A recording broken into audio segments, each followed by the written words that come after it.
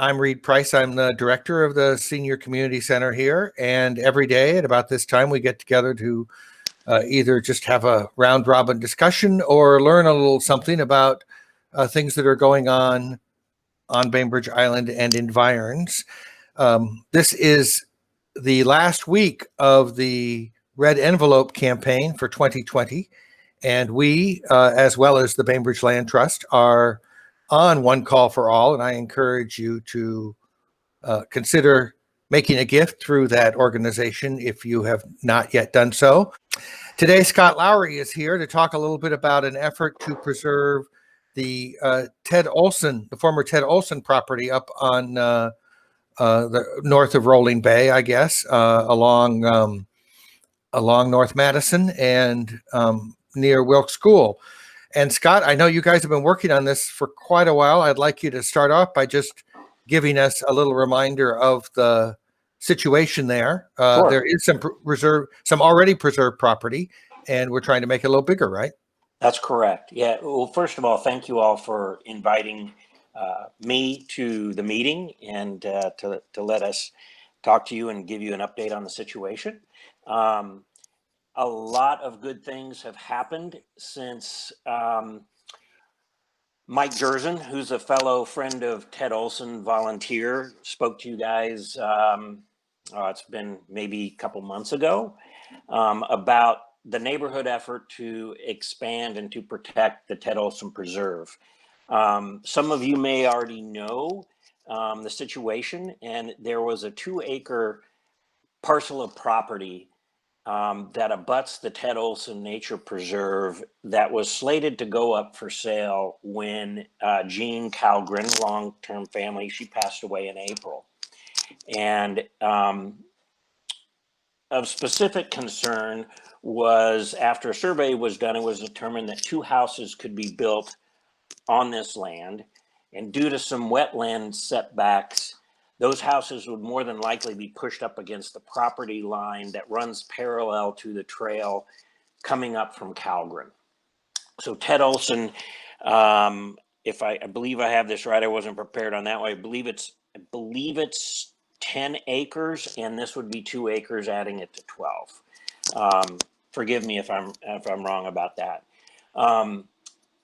And so with these 2 possible houses being built on the property line, that was very concerning once survey markers went up and you could see how close the property line was to the existing trail, which is only about 10 feet away at different times. So it really impacted the trail. In addition, Michael Bonoff and Douglas Olson, who some of you may know, came out and did a survey of the land and was really looking at why these parcels would be unique to adding to the Ted Olson Preserve. And they really are quite different from the makeup of the current preserve. These properties include wetlands, and thus you have a lot of different plants and trees that are growing there. So it brings some overall diversity to the Ted Olson Preserve.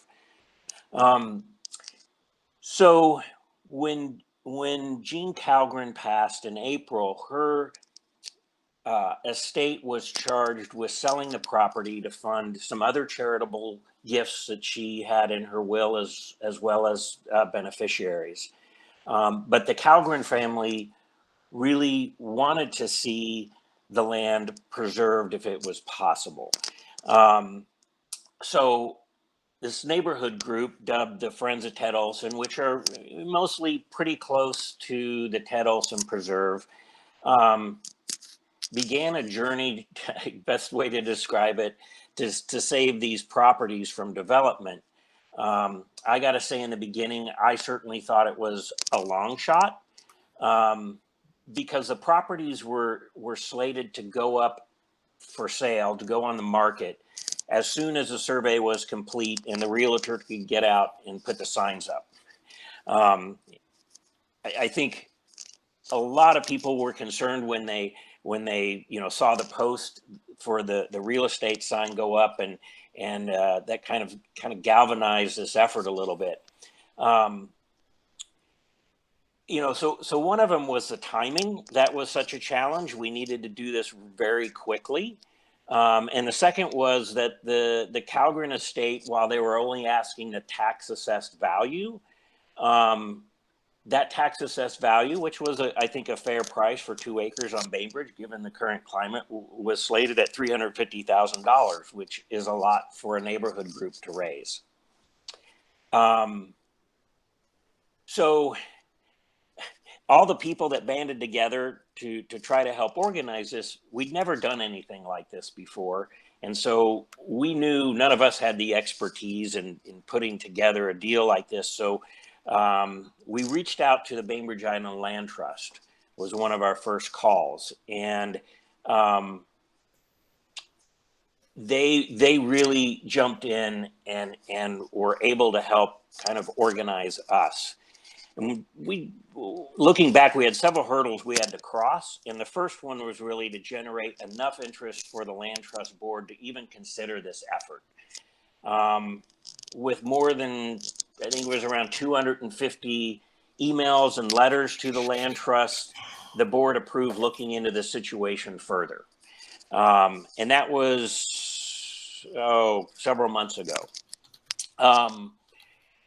The board unanimously agreed to support the effort, but at the very same time, they had committed their staff time and a major funding effort to their recently announced Rockaway Bluff project, which is a 35-acre project. So they were pretty much tapped out, but they came back to us with a plan, and that plan was if the neighborhood group could raise the money, they would lend their expertise in working with the seller, in working with the realtor, in working with the city and the Parks Department on a sale agreement. And they worked really quickly, much quicker than they're used to, because they're used to working with sellers who have expressed interest and worked through this over, sometimes many years. We had really less than about a month and a half to do something to keep these properties from going on the market. And they jumped in there and did that. Our second biggest hurdle was to raise enough money so that the board would approve the term sheet and would proceed with purchasing the property. And I guess today I'm kind of here to deliver some good news in that to date, the neighborhood group has raised a little over $254,000. And at their December 8th board meeting, the board unanimously agreed to approve the purchase. So our last real remaining hurdle is to raise the remaining $96,000. That will go for the purchase of the property as well as some restoration that needs to be done. So that's the current situation as it lies. We are hoping for a grant from the Bainbridge Island, or I guess it would be the Parks District. They're working with the Bainbridge Island Parks Foundation. And after the sale, the land gets deeded over to the Parks Department with a conservation easement. And the Bainbridge Island Parks Foundation has announced a $10,000 matching campaign that they're doing on their website. So if you are able and have interest, or maybe know others, donations would be put to good use to raise the final amount of money for the sale and some conservation efforts. Both of these organizations are 401c3, so contributions are tax deductible. And I just looked on the site today, under the Parks Foundation website, which is biparksfoundation.org/TED.com. They still have $3,356 left for matching. So if you can contribute 1,000, they'll match it 1,000. Or or you can contribute directly to the Bainbridge Island Land Trust site, but you do have to designate the drop down for Ted Olson. So a lot of good news, a little bit more to go, but that's where we are today. So, you know, if you have any comments or any questions, I'd be happy to try to answer them. Yeah, I just put up the page on the Bainbridge Island Parks Foundation website. So you can see that there, describing the project and where it is. So you've been trying a number of things. I saw I was out at Bay Hay before the holiday, and I saw there was a big truck being auctioned off. Can you tell us a little bit about that element of the fundraising project? You bet. So it is, I guess it still is. It was auctioned off, but it is a 1953 Chevy 1-ton pickup that was donated for the cause. We really thought it would give us an opportunity to raise some money, but also help us get the word out. So we put some really large signs on the bed of it, and the folks up at Rolling Bay Automotive had it towed to their facility, did some work on it, and let us park it there on the corner to try to raise awareness for the effort. It was auctioned off last Saturday, and it raised $3,000, which is probably the top end of what you could expect for the condition that truck was in. So I think it really kind of did its job, but it was a lot of fun. There was a real auctioneer who lives in the neighborhood who came out to do the auction, and it sounded, I wasn't able to make it, but it sounded like there was quite a few people there and quite a bit of fun. Yeah, it seems like it's kind of the bake sale component of this effort. It's like little money here, a little money there, and we're going to get to the remaining 96,000, 95,000. Yeah, and you know, at least now we have a bit of the luxury of time in that you know, we're not under you know, these really tight constraints to raise it all. Thank you to the Bainbridge Island Land Trust for, you know, giving us for really pitching in and giving us the expertise, but also now the time to raise the final amount. And how does that work exactly? They're gonna loan it to you, or? You know, I think that we haven't really discussed the details of it. I'm not sure whether it's going to be a bridge loan or if they're just going to, you know, allow us to kind of keep money coming in, which it has been, and just, you know, kind of front us the money until they need to, you know, pay the I guess escrow account. So that's great. I mean, that's great news because it means that we can that it looks very much like it's going to happen, and that's a wonderful thing for not only the neighborhood, but for those of us who use the park. Will continue to enjoy the trail, and it sounds like it's good for the ecosystem as well. It is. I've lived near Ted Olson, and I live on Calgren, and I get to see how many people use Calgren as a walking street, but then also go up Ted Olson and make the loop. And you know, it's always amazing to me to see coyotes coming out of there, coyotes coming out. I see deer. I hear a symphony of birds coming out of that every summer, and so, you know, not only for people but for the fauna as well. I think it's a very positive thing. So if anybody has a comment or a question or knows the area and would like to comment about the preserve, it would be great. Just open up your microphone and speak up. Hey, Scott. Yes. This is Karen. Hi. Hi, Karen. I have not been out walking many trails lately, but are we able to walk that annexed area? I would say you could. Technically, it is still owned by the Calgren estate. But one of the unfortunate things is the realtor decided it would be a good idea to cut some trails in it so a potential buyer could look. Unfortunate, although I will have to say it galvanized the neighborhood. So there are some trails cut back up in there. And,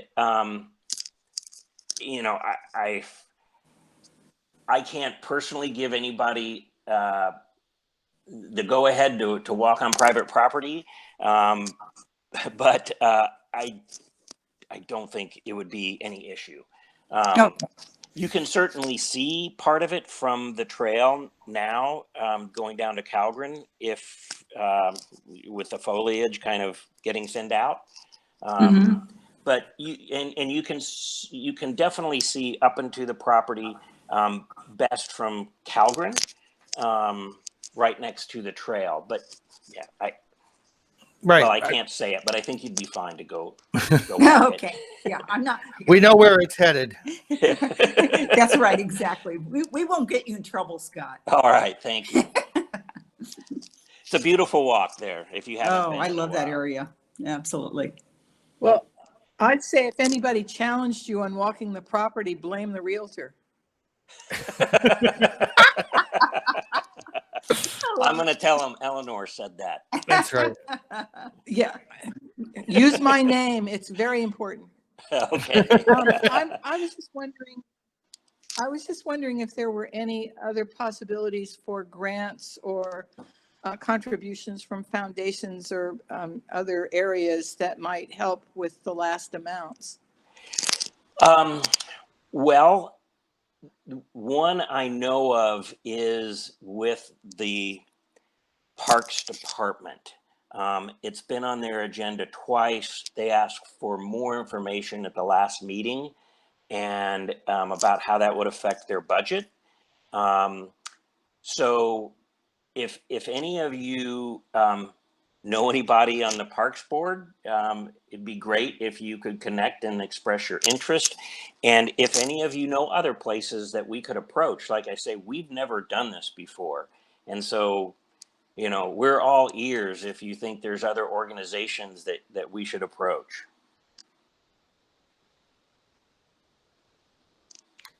Yeah, you'll be a mentor to some other group now, having gone through this. But it's great that you all stepped up and, as you said, seeing the trails cut through and the realization this property was going to be for sale was sort of a galvanizing factor.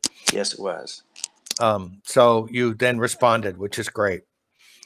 Well, and it's, you know, it's so many people in the neighborhood, and not just, honestly, not just the neighborhood, pretty far-flung islanders have really pitched in with support. And, you know, these aren't the easiest financial times for a lot of people, but I gotta say, I'm just so appreciative and of the support people have come to this with. It's been really nice to see. Yeah, and one of the things that, of course, strikes my mind is that we probably are not in desperate need for another couple $1 million homes. The housing that we might need is something of a different sort. So this seems to not be getting in the way of the other balance of Yes. our community, which is affordable housing and the environment. Which this is an example of how we can maybe do both those things. So, Yes. Anyone else have a comment or question for Scott? We will. Yes. Well, Eleanor. I had a thought. Great. It occurred to me that the year is about to change, and with it, the tax year, so that if I make another contribution after the 1st of January, it will count for next year's deductions. And that maybe there could be a push to take advantage of that, reminding people that, you get a new contribution after the 1st of the year. And then it suddenly occurred to me, if the government is going to give me money again that happily I don't need, because of the circumstances, that this might be a good place to contribute that money, which is putting it out there for the community. Because my thought was, we've all gone out and walked more and visited parks and walked up and down the streets since the pandemic. And, this is an opportunity to make an even better place to do that. I think there's probably two pushes there. One for the year end, and I think that's a really good point. And then one to maybe donate your stimulus Relief check. Right. check if you don't need it. Those are great. Yeah. I want to thank you very much, Scott, for coming by and sharing this information and giving us a real sense of how much progress you guys are making and how the success for expanding the Ted Olson Preserve is well within reach. And thank you, Eleanor, for your great suggestions on ways to help us be inspired to help them reach their goal. Yes, thank you. And thank you all for your time and for inviting us in to talk.